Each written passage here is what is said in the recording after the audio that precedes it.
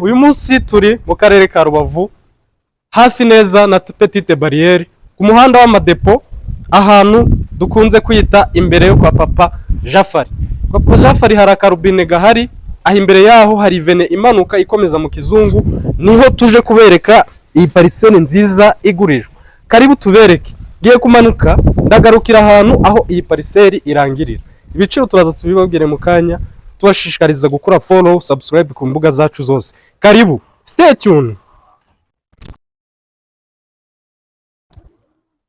Yes, aha niho ubuso burangirira, kuzamuka kugera ku bundi buso hafite 50 kuri 50, kuvuga ko iki kibanza tubazaniye kirimo amazu yinjiza ibihumbi bitari hasi ya 500, kandi turahagurisha miliyoni nke cyane. Mushobora kwiteranya muri babiri cyangwa se wowe ukahagura hose. Turaje tubabwira igiciro, turi hafi neza n'Ikizungu, iki VIP cya Rubavu. Karibu tubereke ubuso bw'imbere, mukomeze mugenda muryohera.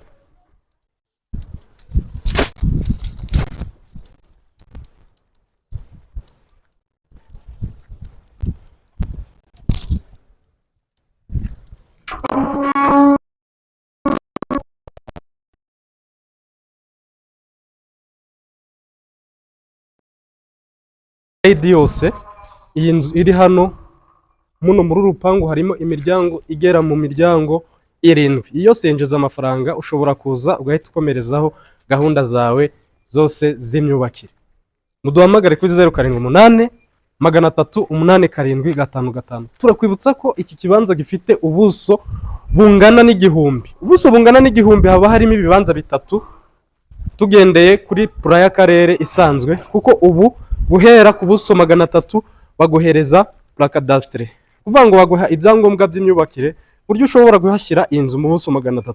Ubwo rero hano muri iyi pariseri yose, yes, uratekereza ko ibiciro arangahe? Urazana miliyoni 105 z'amanyarwanda tuguhereze aha hantu. Amahirwe y'abari gutura aha hantu, mushobora kuhateranya muri batatu bigakunda, kuko harimo ubuso 1000, kandi ubuso 1000 tubugabanyije gatatu, buri muntu yasigarana ubuso bungana n'ubuso 300 bure n'imisago. Murumva abantu batatu buri wese yazana miliyoni 30 cyangwa se 40, hagati ya 30 na 38 mwagabana aha hantu. Ntabwo byoroshye rero gutura aha hantu kuri izo miliyoni 35 aha turi, ntabwo byakunda kuhabona ikibanza. Muduhamagare kuri 078 387 755. Ni Gisenyi komisiyoneri, turabakunda cyane, tubifuriza gutsinda ibihe byiza.